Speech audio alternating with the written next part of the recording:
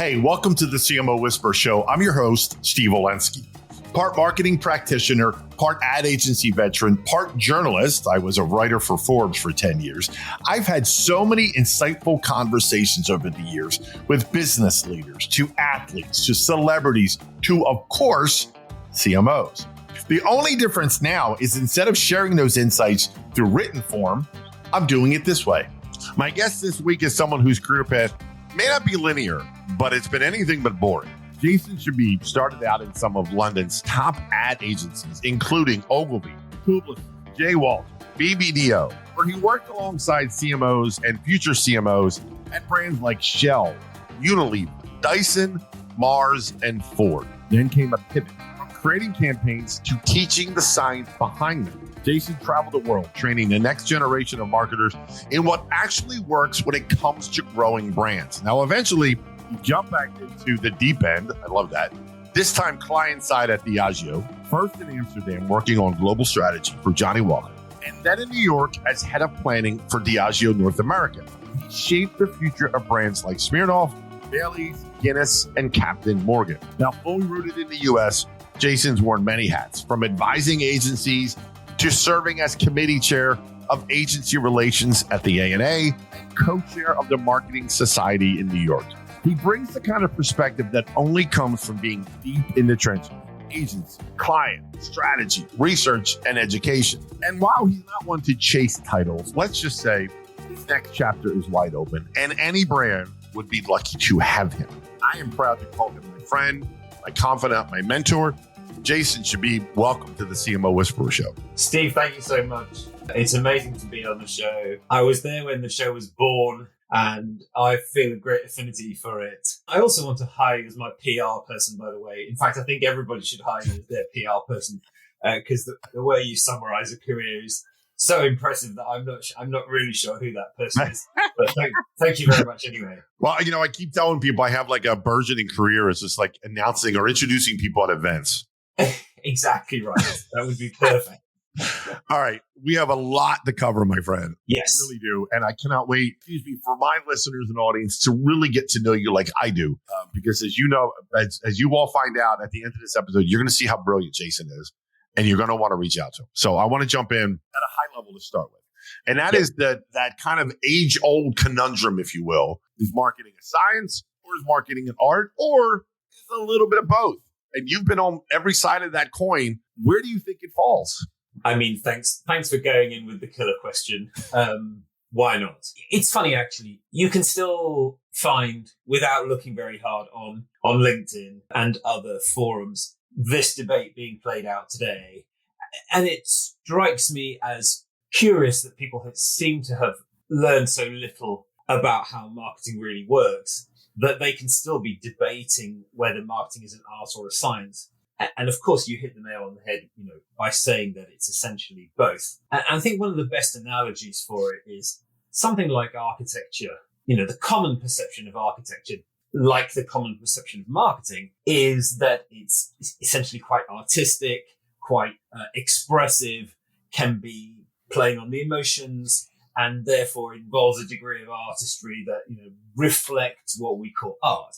But of course, anybody who knows anything about architecture knows that the underpinnings of building a building are incredibly concrete, pun intended, and have to be adhered to in order to create something. In other words, to go from an idea to the incarnation of an idea, from fantasy to reality, if you like, creating a building, creating a brand communications campaign, creating a piece of music, creating a movie and getting it out there. All these things that are apparently art are, of course, underpinned by the most concrete of scientific principles. Otherwise, nobody will see your movie, but the building you build will fall down.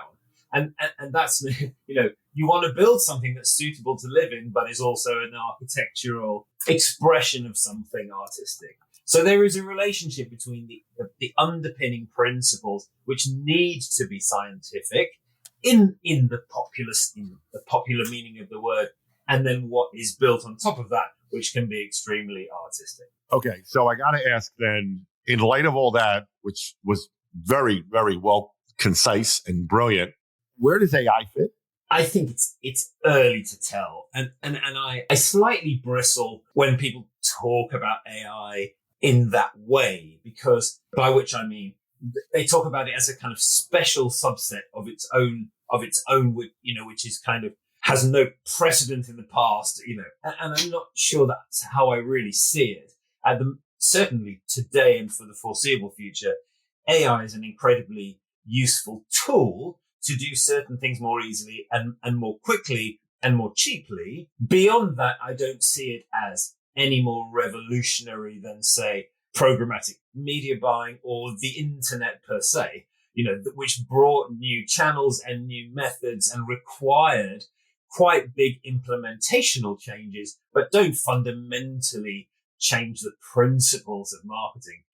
AI will not fundamentally change the principles of marketing, because the principles of marketing are tens of thousands of years old. It's about us as a specialized species selling the things that we make to other people in return for other things and services. That's really essentially what marketing and branding is still all about. And those human needs don't change just because the technology that is used to implement them or work them out changes. Right. Exactly. So you mentioned the debate, right? And there's 7 decades of modern marketing, as you told me off the air, kind of thing. And there's so much debate. There's a ton. The debate will never end. First of all, you and I both know that it's just going to take on different lives of its own, kind of thing, right? Yeah. But I want to get more into the debate, because I get kind of my Irish up, if you will, when marketers start getting attacked, and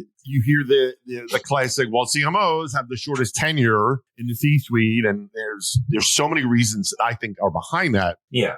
But just marketing in general, I think still to this day doesn't get the respect, yeah, right, that it deserves. And I want to get your thoughts on, just starting with, why does marketing still not get the respect that you and I both know it should? Well, so first of all, actually, the most recent data, which I think was from late in 23, actually shows that the average C-suite tenure in a Fortune 500 company is about 5 years, and the CMO is about 4 years. So it's not ridiculously different. And given that there aren't that many CMOs in the C-suite, every C-suite has a CFO, for example, and a CEO, and not every Fortune 500 C-suite has a CMO in it. In fact, I think it's about 60% of them have them or something. So yeah, and therefore it's quite likely that the tenure will be a bit shorter. So I don't love painting CMOs as kind of a flighty or a kind of temporary job tenure, because it's not really that different. It is very tough being a marketer, and particularly a CMO in the C-suite, because two things, I think. First of all, the nature of marketing. And in particular, if there's one key issue, I think, that makes it very hard for marketers to justify their existence, justify their budget, and that issue is time. So most of the feedback loops that apply to the other roles in the C-suite are much more time-bound, much more kind of gettable, as a time frame.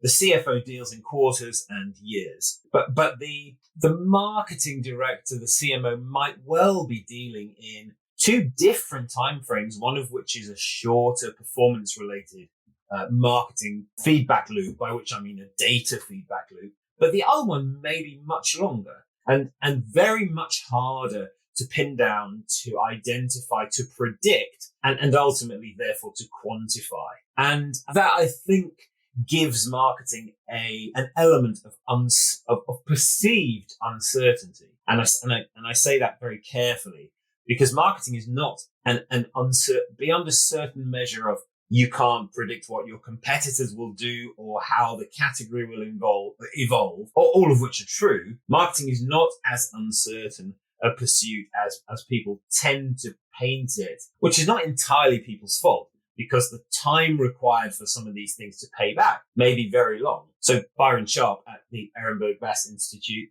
is fond of saying, Coca-Cola's sales today are the results of marketing activity they did 15 years ago. And he's absolutely right, of course. And we all have brands that we know brands with longevity that we know from our own past that we still buy today. And the marketing of those brands today works differently on us than the marketing that worked 15 years ago for very good reasons. So I think that's the key structural reason why it's so difficult for marketers to sort of present what they do in a really convincing way. And the other element, I think, is that most people, and I'm afraid I have to include a lot of marketers in this, just lack the frameworks to really put around those difficult and even some of the less difficult aspects of marketing, because there's so little formal training, there's so little kind of communication of the principles. To go back to your point, this is why we still have these debates. Nobody debates the merits of compound interest. You go and get a CMO reinventing the wheel, having to come in and, sell the concept of compound interest to anybody. It's well established because people understand how it works and they understand the underlying principles of it, which is also something that is kind of open-ended for time. But because people are formally trained to understand these financial things, it's much easier for them than trying to operate in marketing, which is complex and complicated and hard to predict and hard to track the effects of, particularly when you don't have any formal training in it. Right. Yeah, I could not agree more with what you said, Jason, about the training. And I want to get into that because you have, and I'm going to let a tease here before we get to it in a little bit. Jason's created this amazing master class that I want him to tell you all about. But before we get to that, I would be remiss if I didn't bring up the marketing and just the marketing in general from the consumer side, right? And a pet peeve of mine is when I see research that says something to the effect of, well, this is what marketers think consumers want. And instead of just asking the consumer, and it just drives me crazy. And it just seems like that research constantly comes up every now and then. And I pull my hair out, like, why are we asking marketers what consumers think and want? Talk to me about, how do you feel about when you see research like that? Or just how do you think consumers in general look at marketing?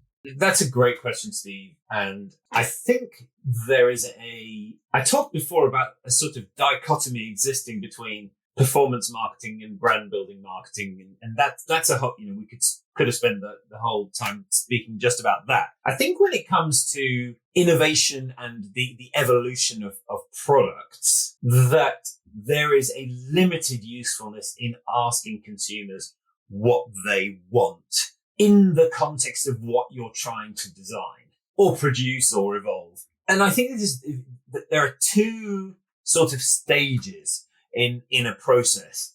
Well, there are many more than two, but two big ones let's look at. One is design and innovation and creation. There was a trend a few years back for something that marketers like to call, and marketing and innovation people like to call, co-creation. So we're going to co-create this thing with consumers. And UGC, user generated content, is still quite a big thing in terms of kind of internet content. Actually, the phrase UGC has become, in my mind, completely bastardized because it doesn't apply to most of what is labeled UGC at all. Point is, most of the breakthrough innovation was not co-created with consumers because consumers don't have the reference points or can't break free from the reference points of what they already know in general. So consumers will always be likely to design a better mousetrap and be less likely to make the kinds of breakthrough innovations that at the start of category killing redefinitions really, really makes a difference. You really do need creative geniuses and innovative geniuses to spark those different ideas that are really not just distinctive, but different. Because difference lives very much in the innovation space. And again, we could have spent this whole time talking about the difference between distinctiveness and differentiation, which we're not going to do. But there is a creative process that relies not upon consumers at all, but on the spark of genius that creative people bring to innovation. That's the first part of it. Then where do consumers fit in, if at all? Once you've had that idea and brought it to life and you have done enough work to set a course for turning it from an idea into a real thing, then I think it's perfectly valid to go to consumers. And there are actually some really rather good methodologies out there in the market, which, if anybody wants to discuss with me which ones those are, we can have a chat. You can find me through LinkedIn. I think there's only one Jason Chebib on LinkedIn. I could be wrong about that, but there are some good methodologies out there for getting consumers to react to innovative ideas, both in product and in comms and so on and so forth. And I think that's one of the times when they do come, when the consumer viewpoint is valuable. Other time, I think, backtracking is in understanding the insights around category usage and product usage. So insights across things like what Ehrenberg calls category entry points, which is kind of use cases, if you like, for different things, different categories. Well, when do people reach for a Coca-Cola? And it could be everything from a kid's birthday party to, you're dying of thirst on a hot day kind of thing. So, things like that inform the creative process, but I don't believe in at the heart of the maelstrom, that consumers add any value to that spark of genius, because I think that comes from a kind of more sort of Apple 1984 like place of creation that is quite individualistic, for the most part, and not created by committee, and certainly not created by committee with consumers on it. Okay, perfect segue.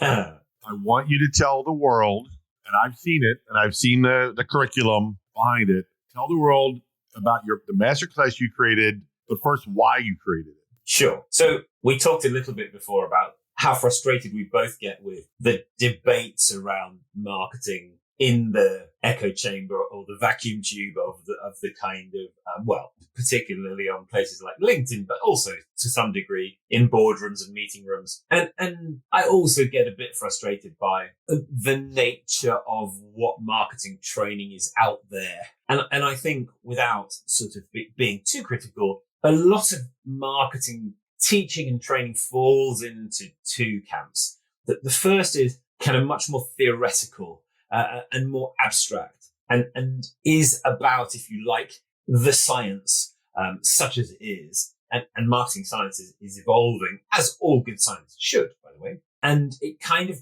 pushes everybody or pushes marketers rather, into a kind of psychological and emotional place where they start to think of marketing as this series of kind of rules and guidelines for every situation, and doesn't necessarily make it easy for them to translate those into their real jobs. I think you need to understand what it's like to do marketing at the coalface. And there's a reason why you're called the CMO Whisperer, Steve, which is that you have this astonishing empathy that I've seen you deploy to great effect for CMOs and for people in marketing, which starts from a position of understanding and empathizing with the nature of their role, the difficulties of their role, the challenges of their role. And one of those difficulties, as we've already kind of touched on, is translating the best of marketing science into a specific situation in a specific company that's facing a specific business growth opportunity or business growth challenge. So I've been in and around marketing training now for, about 17 years or more. And I never saw enough of bridge being built between the kind of how to build brands and how to do marketing. So what the course, what the masterclass kind of sets out to try and do is to make it simple to take the principles of marketing science, data-driven, grounded in proven data-based marketing science, but then use the course not to kind of score those into people's brains, but actually to say, how does this work in your business? How does this actually come to life? How is it implemented? And get people engaged, rather than sort of feeding them the science, if you like. And I know, because I know most of kind of what's out there, that doesn't yet really exist. And that, if you like, was the gap that we were trying to fill. I talked about two buckets of sort of training approaches. I think the other one is much more anecdotal. And you see this a lot. Actually, some of the business books that have garnered more respect are actually surprisingly anecdotal in their structure and their approach. And some time ago, I kind of many years ago, actually, I sort of swore off reading any more of those because the value of them is so limited. I mean, it's even much more limited than doing marketing science in a vacuum or in isolation, because people are literally just telling you, what they did and why it worked. And I got pretty sick of that quite quickly. I think it is that Baz Luhrmann song. One of the lyrics of the song is "Advice is only other people's nostalgia." And it doesn't, to my mind, that applies massively to many business books that you read. Don't get me wrong. It's great fun to read about the successes and failures, especially if somebody's a good writer that they've had in their career. But, don't treat it, even though it pretends to be, don't treat it as a marketing tome. Right. Because it's not. It's not Right. teaching you anything. It's just it's just stories. And that's fine, but it's not training you to be a great marketer. Don't position it as something it's not. Exactly. So where can people learn? Where can they reach you about the masterclass? Oh, just contact me on LinkedIn, Jason Chebib, Chebib. There you go. That's all you need to know. And you want to chat about the opportunities that we're creating, and I have a couple of really awesome partners with me as well to talk more about the creative side of things, which I know extremely well. But they have much more recent experience in it. I left the agency world, the creative agency world, back in the early 2000s or late 2000s. And, so I wanted people who were really kind of, current and knew what they were talking about with recent credibility, which honored to give them the floor to do. Well, I highly recommend reaching out to Jason on LinkedIn, or you can reach out to me and I will gladly connect you with Jason. And Thank you. You will be very, very appreciative. Trust me, even just to talk to this man, because he's absolutely brilliant. Okay. I want to pivot now to some fun. This is the end of every episode. I do this thing called the Random Five, as you know. Yep. I ask five very random questions. Yep. I don't pre-select them. I have this big Rolodex database of questions. So give me five for Jason. Here we go. Pick a card, any card, right? Pick a card, any card. Exactly. Number one. Yeah. If you had to give a TED talk on something outside of your expertise, what would it be? Outside of my activities. Correct. I think it would be something on the power of music. I'm a huge music fan, and music means an astonishing amount to me. And in a funny way, and I'm cheating here because you said outside of your activities. In a funny way, music is also a bit like marketing and communications. The Beatles wouldn't have been the phenomenon that they were without the ability to distribute their music and get it heard by a lot of people. None of that affects the sound that comes out of your radio or the sound that accompanies a video on YouTube, But you need both parts of it to really kind of make it work. And how to unleash the power of music, it would probably be something they couldn't shut me up about. I was going to say TED Talks are only like 15 minutes. That may be a problem. Oh, no, that's nowhere near enough. Okay, next question. I'm going to put you on the spot. These are all putting you on the spot, but this one, think about. Okay. If you could swap lives with any fictional character for a day, who and why? This is kind of a weird one, but when I was young, I read an amazing book, which has been made into a film at least twice, called Papillon, by Henri Charrière. And many of you will know it's the story of a French prisoner who gets shipped off to the penal colonies of South America or Central South America, and everything that happens to him. And of course, a lot of it is utterly horrific in the book. I don't know how many times I've read the book, and there's been some very good adaptations made of it into movies as well. Why would I want to be such an unfortunate character? Because I think what he epitomizes and what comes through over the course of this long book is his incredible, irrepressible spirit, that he never gives up hope, ever, no matter how grim and dark the situation gets, of things becoming better and of having a solution to the problem and of getting back to France one day, despite the fact that, it's a long time before air travel and even getting off the penal island was its own challenge, never mind getting back to France from a place you have no idea and you have to avoid everybody in authority. But just the nature of his astonishing spirit. There are times when, I want to kind of I want to be able to call on that. Just a drop of that in my own kind of DNA I'd love to feel how it feels to have that much of that in you. I think you have it more than you realize, my friend. I will leave. I think I do. And I'll leave it at that. I'll move on to the next question. What's the most used app on your phone? The most used app on my phone? Well, in reality, sorry, this is really boring. In reality, it's probably WhatsApp because all my family live in the UK. Yep. So it's just me and Andy here. And so WhatsApp, the ability to message and send, photos and text and stuff for free over the Wi-Fi was revolutionary.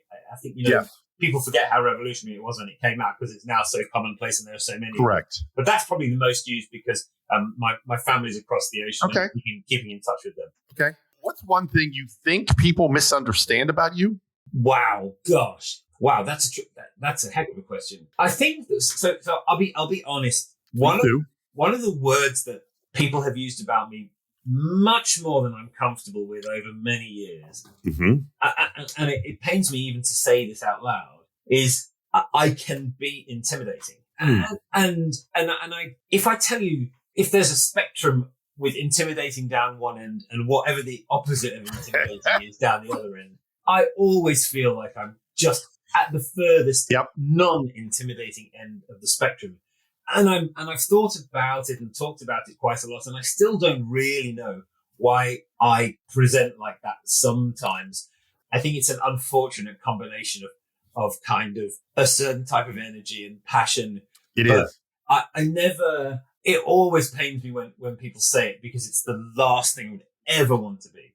So as one who gets accused of that as well and labeled that as well. Thank God, a fellow sufferer. Oh my gosh, yes. Right. And I get it for, my size, my voice, what someone, kind of enlightened me to was it's not a reflection on you or me. It's a reflection on the person, meaning it's how they're interpreting. You're just you. I'm just me. Right. True. And I don't want to get on this whole soapbox here, but you can't ever change how someone's going to look at you or perceive you. You can just be you. Now, I know you personal. I can tell anybody listening, Jason's the most approachable person on the planet. Thanks. So am I. But we both get kind of that label of, what I think part of it is too, Jason, is we carry ourselves with a certain air of confidence, and that gets misconstrued. Well, I like your analysis of it, and I've lost count now, probably over the years, Steve, of the number of mentees I've had because I absolutely love mentoring people. It's such a privilege and an honor that somebody would come to you and ask for your viewpoint on something or consider that you have something worth saying that they can extract some value from. And many of the mentees I've had over the years are still in touch, are even still friends, and, so thanks for saying about approachability. It's really something that matters to me to put into practice. Yeah, absolutely. All right, final question. Yes. What's something you're really good at that has nothing to do with your career? Gosh, there's so many things I wish I could say to that. What I'm really good with is kids. I love kids. I have a son and daughter of my own. Raising them was the biggest honor and pleasure and privilege of my life. I have a huge, I would say tolerance for, but I think it's tolerance in a lot of people. I have a huge acceptance for the nature of kids and the potential and the value of kids. And one of the things I particularly love about kids is their honesty. A little kid is incapable of lying to you beyond a certain level. Yep. Oh, they can do it, but it's bad, right? You know it and you can laugh along with them. But actually, a little kid who tells you that something is almost always being crazy honest. And I think there's part of me that never kind of really grew up beyond being a kid. So there's a level on which I can really empathize with kids. And I think that is something where it has nothing to do with my career, but is something I really, I'm really good at and really love. And I'm not surprised knowing you the way I do. Listen, what a great conversation. Wow. Is it that time already? It is that time already. And nearly as bad, nearly as short as a TED Talk. Exactly.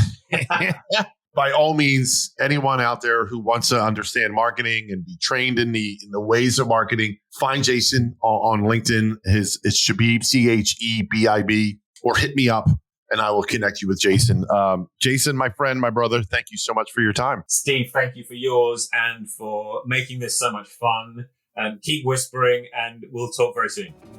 Well, that wraps up another episode of the CMO Whisperer Show. I hope you shared this episode with your friends. And if you have not already, please subscribe to be kept up to date on all the latest episodes. And if you're so inclined, leave me a review on your favorite podcast platform. Thank you.